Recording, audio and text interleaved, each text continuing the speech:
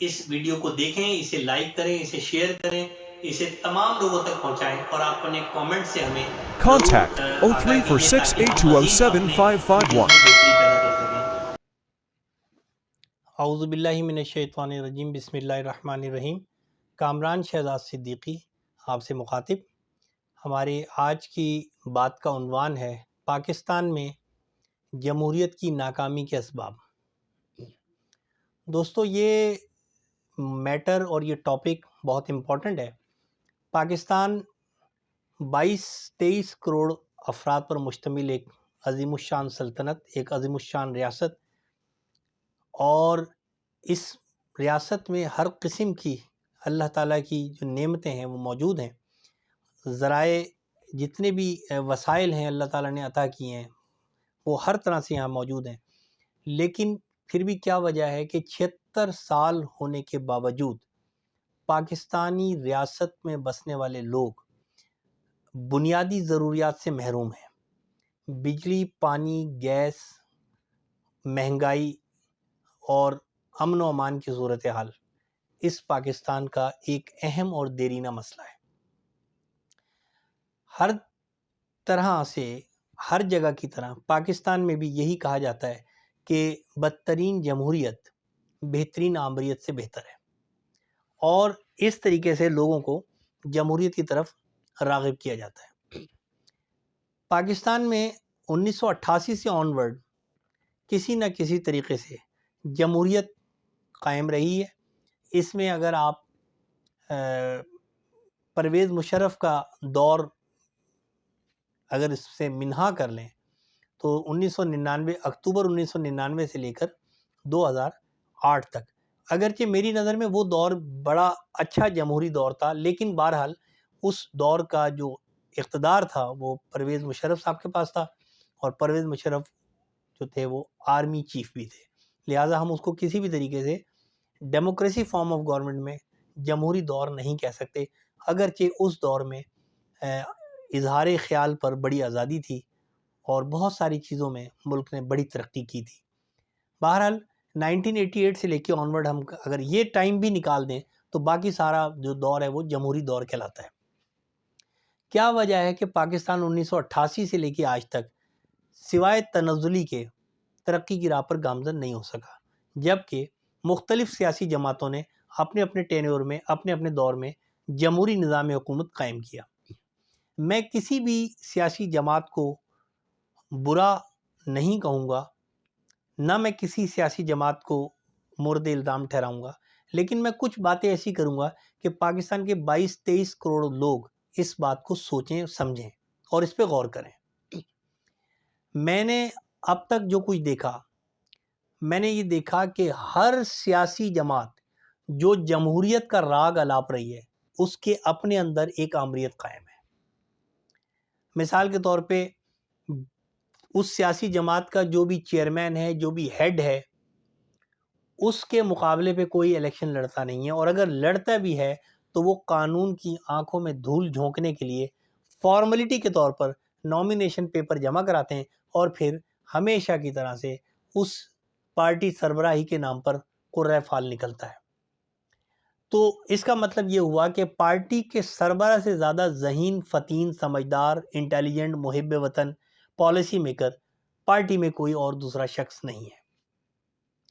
پھر بہت ساری پارٹیاں تو ایسی بھی ہیں کہ ان پارٹیوں میں موروثیت قائم ہے، جمہوریت کا راگ الاپنے والی پارٹیوں میں موروثیت قائم ہے، مثلا باپ کے بعد بیٹا، بیٹے کے بعد بیٹی، بیٹی کے بعد داماد، داماد کے بعد بیٹا، بیٹے کے بعد کوئی بھائی بہن وغیرہ وغیرہ وغیرہ۔ تو یہ جو فرسٹ لیئر لیڈرشپ ہوتی ہے کسی بھی سیاسی جماعت کی، یہ اگرچہ اتنے زیادہ غلط فیصلے نہ بھی کرتے ہوں، لیکن اس ہر سیاسی جماعت کی جو سیکنڈ لیئر آف لیڈرشپ ہوتی ہے، ہمیشہ یاد رکھیں ہر سیاسی جماعت میں 3 سے 4 لیول ہوتے ہیں لیڈرشپ کے۔ مثال کے طور پہ فرسٹ لیئر آف لیڈرشپ تو یہ ہوگی کہ پارٹی کا جو سربراہ ہے، وہ چاہے چیئرمین ہے یا وہ صدر ہے، جو بھی ہے وہ سربراہ ہے۔ اب وہ سربراہ جو ہے وہ ڈیپینڈ کرتا ہے اور مجبور ہوتا ہے پارٹی کی سیکنڈ لیئر لیڈرشپ کے ساتھ کنیکٹ رہے اور ان کی بات کو اہمیت دے۔ اب جو سیکنڈ لیئر لیڈرشپ ہوتی ہے وہ چونکہ پروموٹ کی جاتی ہے تھرڈ لیئر لیڈرشپ سے، تو سیکنڈ لیئر لیڈرشپ اقربا پروری اور بدعنوانی کی وجہ سے تھرڈ لیئر آف لیڈرشپ کی باتیں ماننے پر مجبور ہوتی ہے، کیونکہ تھرڈ لیئر آف لیڈرشپ یہ کہتی ہے کہ ہم اپنے صوبے میں، ہم اپنے علاقے میں، اپنے ڈویژن میں منہ دے رہے ہیں، لہٰذا ہماری بات کو مانا جائے اور اس کو جو ہے وہ پروموٹ کیا جائے اور اس کو ڈیموٹ کیا جائے، اس کو پارٹی کا ٹکٹ دیا جائے اور اس کو نہ دیا جائے۔ تو جو سیکنڈ لیئر آف لیڈرشپ ہے وہ تھرڈ لیئر آف لیڈرشپ کے ہاتھوں بلیک میل ہوتی ہے اور چاہنے کے باوجود بھی غلط فیصلے کرنے پہ مجبور ہو جاتی ہے۔ اور اس سے ہوتا یہ ہے کہ جو فورتھ لیئر آف لیڈرشپ ہے، یعنی جو یو سی لیول پر ہے، جو وارڈ لیول پر ہے، جو کسی ایم این اے اور ایم پی اے کو ایم این اے اور ایم پی اے بناتے ہیں، جو کسی سیکنڈ اور فرسٹ لیئر لیڈرشپ کے جلسوں کو کامیاب کرتے ہیں، جو ڈائریکٹ پولیس کے ڈنڈے کھاتے ہیں، جو دھکے کھاتے ہیں، جو دیواریں چھلانگ کے بھاگتے ہیں، اپنی پارٹی کے لیے کام کرتے ہیں، اس لیئر آف لیڈرشپ کی آواز کو third layer of leadership second layer of leadership کے پاس نہیں جانے دیتی، جس سے فرسٹ لیئر آف لیڈرشپ سے اکثر غلط فیصلے ہو جاتے ہیں۔ اور پھر عام عوام جو ہے وہ یہ کہتے ہیں کہ پارٹی صحیح لوگوں کو ٹکٹ نہیں دیتی۔ یہ وتیرہ ہر سیاسی جماعت میں موجود ہے۔ اس وقت بھی پارٹی میں جتنی بھی سیاسی جماعتیں ہیں ان سب میں یہ معاملات چل رہے ہیں، حتیٰ کہ کوئی جماعت جو ہے وہ مکمل جمہوری بنیادوں پر نہیں چل رہی،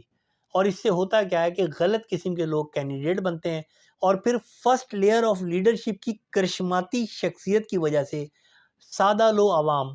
ان غلط لوگوں کو ووٹ دینے پہ مجبور ہو جاتے ہیں، جو کہ الیکٹ ہونے کے بعد لینڈ گریبنگ میں ملوث ہو جاتے ہیں، اقربا پروری کا شکار ہو جاتے ہیں، دھونس اور دھمکی اور دھاندلی کا مظاہرہ کرتے ہیں، عوام کو دباتے ہیں، حلقے میں کام نہیں کرتے بلکہ حلقے میں آتے بھی نہیں ہیں اور نوٹ بناتے ہیں، اور پھر کیا ہوتا ہے کہ ان کی اس غلط حرکتوں سے فرسٹ لیئر آف لیڈرشپ کو قیمت ادا کرنی پڑتی ہے اور ان کا دامن داغدار ہو جاتا ہے۔ تو اب ضرورت اس بات کی ہے کہ عام آدمی غلط فیصلوں کو تسلیم نہ کرے، اور اگر وہ سمجھتے ہیں کہ کسی بھی سیاسی جماعت نے غلط کینڈیڈیٹ کو ٹکٹ دیا ہے تو اس کو فرسٹ لیئر آف لیڈرشپ کی کرشماتی شخصیت کی بنا پر صرف ووٹ دے کے کامیاب نہ کرے، کیوں کہ کل وہ شخص خود آپ کی لیڈرشپ کو بھیج دے گا اور وہ کسی بھی سیاسی جماعت میں اپنی سیاسی وابستگی کو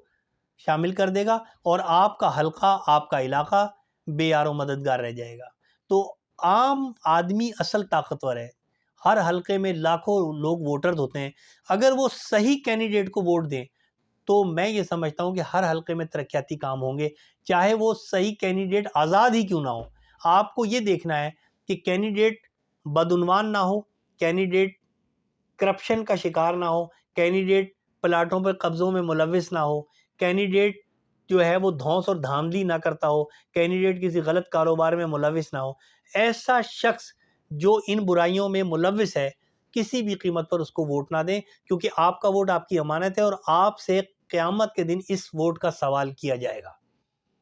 تو آپ وہاں یہ کہہ کے نہیں جان چھڑا سکیں گے کہ ہم نے تو لیڈرشپ کے کہنے پہ ووٹ دیا ہے، کیوں کہ یہ تمام ممبران مل کر ہی اقتدار بناتے ہیں۔ پاکستان میں اس ٹائم 340 کا ایوان ہے قومی اسمبلی کا، اگر 340 میں سے 240 یا 250 لوگ